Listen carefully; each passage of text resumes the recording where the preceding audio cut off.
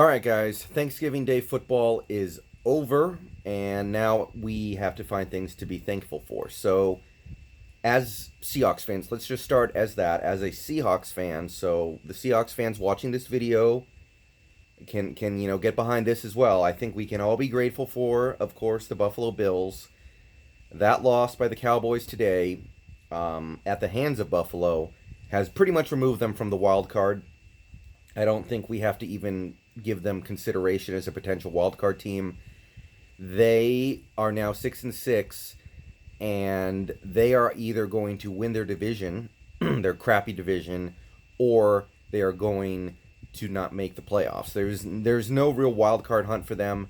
They're maxed out at 10-6, and the only way they could really the best they could do without winning the division is basically they would go 9-7 with wins against, the Rams, the Redskins, and the Bears, and then they lose to the Eagles.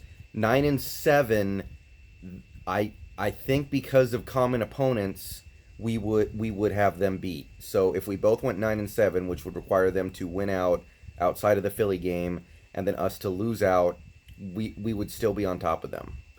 I don't think that's going to happen, and obviously if we lose out, we have much bigger problems than whether or not we can get a wild card spot.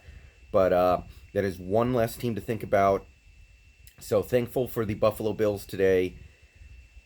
There are 7 teams competing for 6 playoff spots, basically, in effect, right? Because the Cowboys and the Eagles are now, they're competing against each other. They're not competing against anybody else.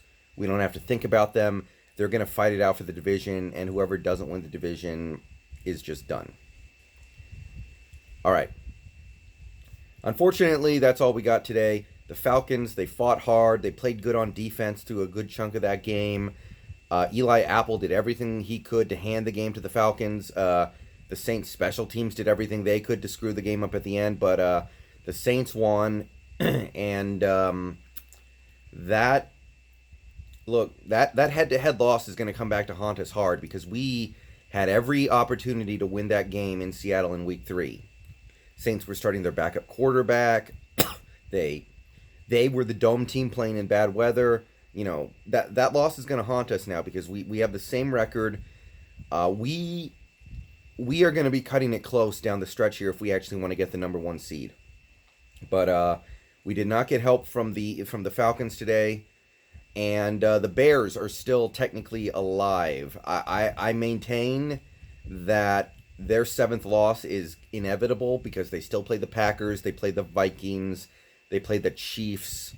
But the Bears stayed alive as well. Had they lost, they would have been completely out of any realistic wildcard contention.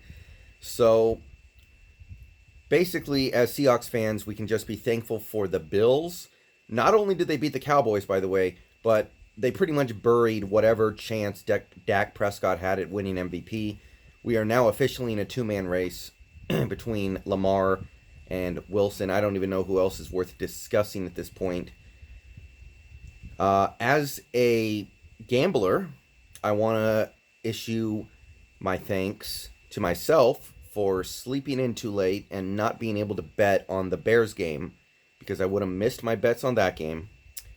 Because I would not have thought Detroit would be able to score any points with their 3rd-string quarterback.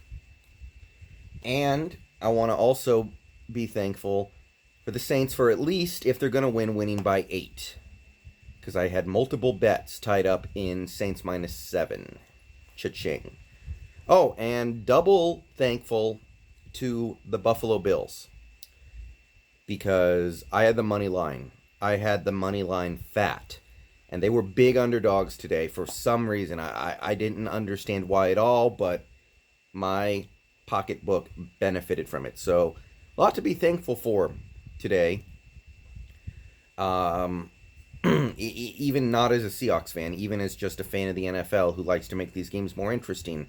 But yeah, shout out to all those. Shout out especially to the Saints for at least making sure they won by 8 because they cut it close at the end. But yeah. So happy about that. And basically, guys, The only team that could steal a playoff spot from the Seahawks and leave us at home come January is the Rams. That's the only team that I think has any chance in the world of being able to get the 6th seed over the Seahawks. And that would require them to win out. So basically, if you're like me and you just want to make sure this team makes the playoffs no matter what, Rams need to lose one more game, and then it's pretty much a lock. Now, seeding is obviously important and all that. We will get to that in time. But for the moment, let's just focus on making the playoffs. We need the Rams to take that one last loss, and we can put them out of our minds, basically. All right, peace out. Go Hawks. Some pretty good stuff today to be thankful for. Shout out to Buffalo one more time. Appreciate it.